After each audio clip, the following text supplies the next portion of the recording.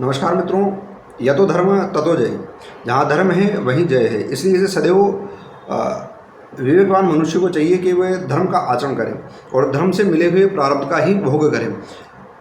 संसार की प्राप्ति के लिए वह पाप न करे, अधर्म न करे।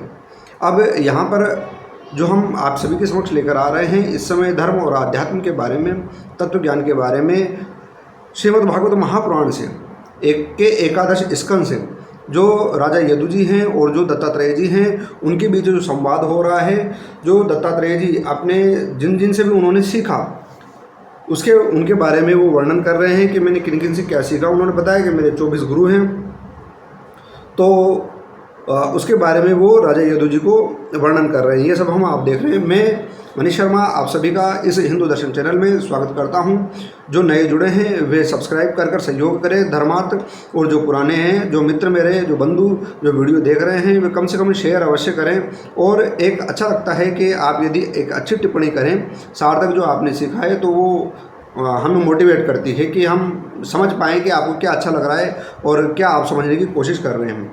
चलिए अब धर्म, आध्यात्म और संन्यास और वैराग्य के बारे में आगे का प्रारंभ करते हैं। वीडियो को स्किप न करें, वीडियो पूरा देखा करें।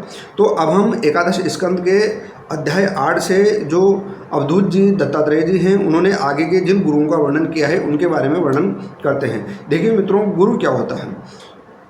गुरु का मतलब होता है, गु का मतलब होता है अंधकार, रु का मतलब होता है प्रकाश। तो जो जीव को अंधकार से प्रकाश की ओर ले जाए, इस संसार से परमात्मा की ओर ले जाए, ये संसार अंधकार है और परमात्मा प्रकाश है, उसकी ओर ले जाए, वह गुरु है। तो गुरु एक तत्व है, एक विराट तत्व है जो जड़ और चेतन में समाया हुआ है। बस देखने वाले की दृष्टि चाहिए कि व्यक्ति कहाँ से सीख रहा है। तो गुरु हर चीज़ है जहां आप समझ पा रहे हैं। हम अधिक समय न लेते हुए थोड़ा सा बड़ा होने की उम्मीद है। वीडियो हम कोशिश करेंगे कि बहुत छोटे में आपको अच्छे तरीके से मूल बातें इसकी समझा दें।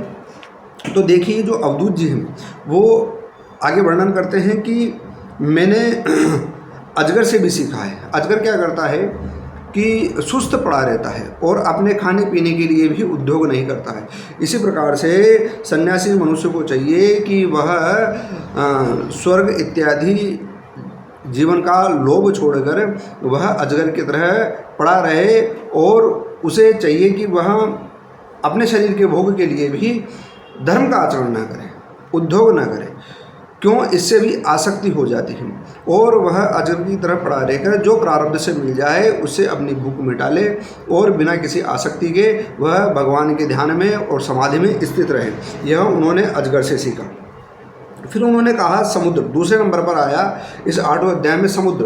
तो समुद्र क्या है? समुद्र का स्वभाव क्या है? समुद्र का स्वभाव यह है कि जितने भी अच्छी और बुरी नदियाँ, जो चाहे खारे जल की हो, चाहे मीठे जल की हो, चाहे अच्छी हो चाहे बुरी हो, समुद्र में समा जाती हैं और समुद्र उनसे विचलित नहीं होना चाहिए होता है। इसी प्रकार से हम मनुष्य को भी चाहिए कि संसार के जितने भी लोगों से हम मिले, संसार की जितनी भी बातों से हम मिलें, उनसे निरासक्त रहते हुए उनके अच्छे और बुरे गुणों से प्रभावित हुए बिना अपने स्वभाव में, अपने शरीर में, अपने जीवन में कोई परिवर्तित ना करें और हमारा ध्यान हम परमात्मा में लगाएं रखें। अगर हम संसार के गुण और दोषों से विचलित होंगे तो हमारा ध्यान बार बार परमात्मा से भटकेगा। इसलिए से उन्होंने कहा कि हमें समुद्र की तरह विशाल हृदय का रहना चाहिए। हम संसार के आवेगों को, गुण दोषों को ऐसे ग्रहण कर लें कि उससे हम प्रभावित ही न हों। फिर उन्होंने एक अगला उदाहरण दिया, तीसरा पतिंगा। पतिंगा क्या होता है कि जो अग्नि पर मोहित होकर वह आग में कूदकर अपने आप को नष्ट कर लेता है। वो बताते हैं कि जो मोक्ष की इच्छा रखता है, जो मुक्ति का पथिक है, जो संन्यास और वैराग्य की इच्छा रखता है, जो सत्य को जानना चाहता है, ऐसे मर्मज्ञ को, ऐसे जिज्ञासु को चाहिए कि वह पतिंगे से शिक्षा लें कि इस प्रकार ये जो संसार के आकर्षण है, काम क्रोध मद लोभ मोह, ये जो संसार के आकर्षण हैं यह आग की तरह हैं जो हमें नष्ट कर देंगे। तो हमें क्या करना चाहिए कि जो कंचन और कामिनी इत्यादि पदार्थ हैं उनके लालच में आकर उनका उपभोग करने के लिए, संसार के लिए उद्योग नहीं करना चाहिए। तो ये 3 गुरुओं से उन्होंने जो सीखा बताया। चौथा गुरु वो मानते हैं भोरे को। भोरा क्या करता है? अब बताते हैं कि सन्यासी को चाहिए कि गृहस्थों को किसी प्रकार से कष्ट न देकर भोरे की तरह अपना जीवन यापन करे। भोरा क्या करता है कि किसी भी एक पुष्प से नहीं, उस पर किसी भी एक पुष्प पर नहीं बैठता है और वो भिन्न भिन्न प्रकार के पुष्पों से, चाहे वो छोटा हो चाहे बड़ा हो, उनका सार ग्रहण करता रहता है। इसी प्रकार से सन्यासी या वैराग्यवान को चाहिए कि वह किसी भी एक गृहस्थी के घर पर जाकर रमे नहीं, क्योंकि उसे वहाँ पर भी आसक्ति हो सकती है और उसके गुण दोषों से प्रभावित हो सकता है। तो जिस प्रकार से भौरा नाना प्रकार के पुष्पों पर बैठकर अपना मूल सार ग्रहण कर लेता है, उसी प्रकार से सन्यासी को भी चाहिए कि जब वह भिक्षाटन करें तो किसी एक गृहस्थ के घर पर जाकर भिक्षा का अन्न प्राप्त न करे, अपितु भिन्न भिन्न गृहस्थों के घर से वह भिक्षा का अन्न प्राप्त करे और किसी से आसक्ति न रखे। फिर ये भौरे का उदाहरण हो गया। फिर वो देते हैं मधुमक्खी का उदाहरण कि सन्यासी को जो मुक्ति का प्रतीक है उसको मधुमक्खी से शिक्षा लेना चाहिए, मधुमक्खियों से। मधुमक्खियाँ क्या है कि अब ये बताते हैं कि मधुमक्खियाँ अपने लिए संग्रह तो करती है पर उसका उपभोग नहीं करती है। देखो, यह बता रहे हैं कि केवल हाथ, उसके पास भिक्षा लेने का कोई पात्र हो तो केवल हाथ और रखने के लिए कोई बर्तन हो तो उसे उसका उपयोग करता हुआ वह उतना ही संग्रह करे। यह सब बात खूब समझ लेनी चाहिए कि सन्यासी सवेरे शाम के लिए किसी प्रकार का संग्रह न करे, मतलब कि सुबह के लिए भी संग्रह न करे और शाम के लिए भी संग्रह न करे। यदि संग्रह करेगा तो मधुमक्खियों के समान अपने संग्रह के साथ ही जीवन गंवा बैठेगा। जैसे मधुमक्खियाँ छत्ता बनाती हैं, उसमें शहद इकट्ठा करती हैं और उसमें इकट्ठा बड़ी मेहनत करके शहद इकट्ठा करती है, और जो शहद तोड़ने वाला होता है वो क्या करता है, वो शहद तो तोड़ता ही है, साथ में उन मधुमक्खियों को भी क्या कहते हैं, अपने जीवन से हाथ गंवाना पड़ता है। इसी प्रकार से मुक्ति के प्रतीक को चाहिए कि वो मधुमक्खियों के समान जीवन यापन करे, अर्थात उनसे शिक्षा ले, मधुमक्खियों के समान न करे, यहाँ त्रुटि है। वह उनसे शिक्षा ले और शिक्षा लेकर वह अपने सुबह और शाम का भी के लिए भी क्या कहते हैं, कुछ भी इकट्ठा न करे और वो मुक्त रहें। फिर वो कहते हैं कि अगला जो है हाथी है। हाथी से मैंने शिक्षा ली। हाथी से क्या शिक्षा ली? हाथी अत्यधिक कामी होता है, ठीक है ना, अत्यधिक काम वासना उसको सताती रहती है। तो हाथी, जो ये हाथी पकड़ने वाले होते हैं, ये क्या करते हैं, एक गड्ढा खोद देते हैं और उस गड्ढे पर एक लकड़ी की हथनी रख देते हैं। तो हाथी उस लकड़ी की हथनी को देखकर काम मोहित होकर उसके पीछे पीछे दौड़ा चला आता है और फिर वो उस गड्ढे में गिरकर अपने प्राण त्याग देता है और शिकारी उसको पकड़कर ले जाते हैं। इसी प्रकार से यह जो कंचन और कामिनी है, सन्यासी को चाहिए। यहाँ बात हो रही है सन्यासी की, जो मुक्ति का प्रतीक है, साधारण मनुष्य के लिए बात नहीं है। जो मुक्ति का प्रतीक है उसे किसी भी प्रकार के सांसारिक आकर्षण अर्थात कंचन और कामिनी, दो हैं धन और स्त्री, इनका विचार भी नहीं करना चाहिए, विचार से भी इनका स्पर्श नहीं करना चाहिए, इनका संग नहीं करना चाहिए। तो जिस प्रकार से काम के अधीन आसक्त होकर हाथी केवल एक लकड़ी की हथनी के वशीभूत होकर भी अपने प्राण गंवा बैठता है, मनुष्य केवल कंचन और कामिनी का विचार करके भी अपना नाश कर सकता है।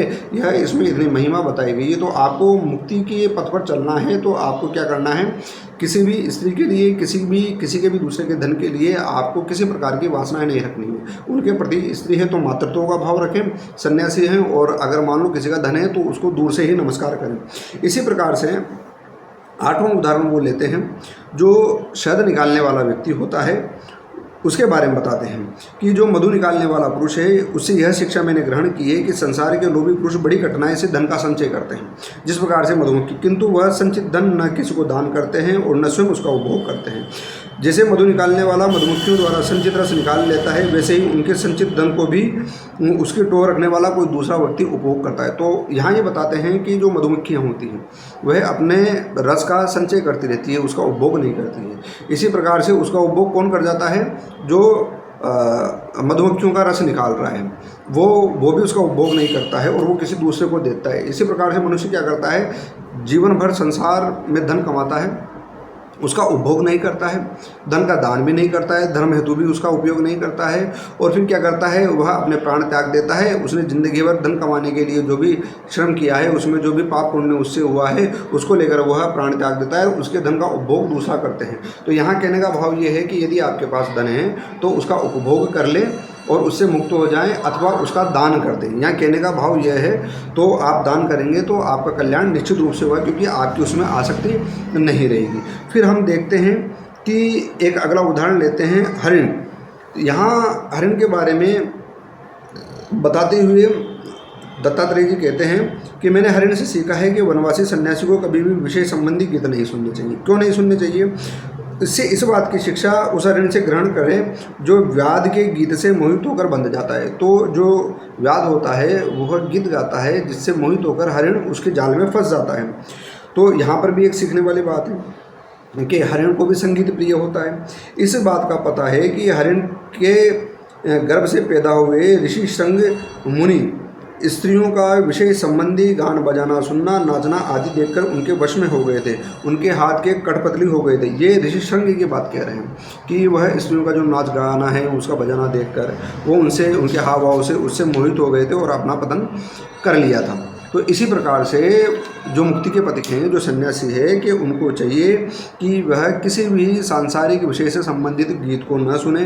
जिस प्रकार से हरिण ने अपने प्राण त्यागे, जिस प्रकार से ऋषि श्रृंग ने अपनी दुर्गति कर ली, उसी प्रकार से जीव की भी सांसारिक जो काम को बढ़ाने वाले या जो नाच गाने हैं उनको सुनते हैं, उनको देखते हैं तो उसका रजोगुण जागृत हो जाता है, उसका पतन हो जाता है। तो चाहिए कि अधिक से अधिक वो ईश्वर भाव में रहे और इस प्रकार के गाने न सुने।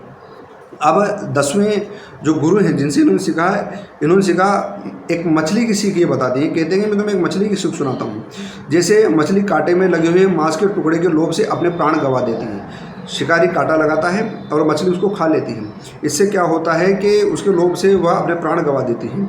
इसी प्रकार से वो बताते हैं कि जो स्वाद का लोभी दुर्बुद्धि मनुष्य है उसका मन भी क्या करता है कि संसार के जिस पदार्थ की आसक्ति उसे हो जाती है, उस जिह्वा के रस के लिए वो उस पदार्थ के लिए बार बार मारा संसार में फिरता रहता है। वो कहते हैं कि ये जो रसेंद्रियां हैं ये अत्यंत आपके अन्य विकारों को तो फिर रोक लोगे, लेकिन जो जीव जो हमारी रचना है इसके विकार भी हमारा पतन कर देते हैं। तो मनुष्य को चाहिए, जो मुक्ति का पथिक मनुष्य है उसे चाहिए कि वो अपनी रसेंद्रियों पर भी नियंत्रण करे और वह संसार में अपने रसेंद्रियों पर नियंत्रण करता हुआ उतना ही प्राप्त करे जिससे उसके उदर की पूर्ति हो और जो उसकी मुक्ति में बाधा न बने। अगर आपको बार बार किसी चीज़ को भी खाने की इच्छा होती है तो इसका मतलब है कि आपका मन आपके नियंत्रण में नहीं है।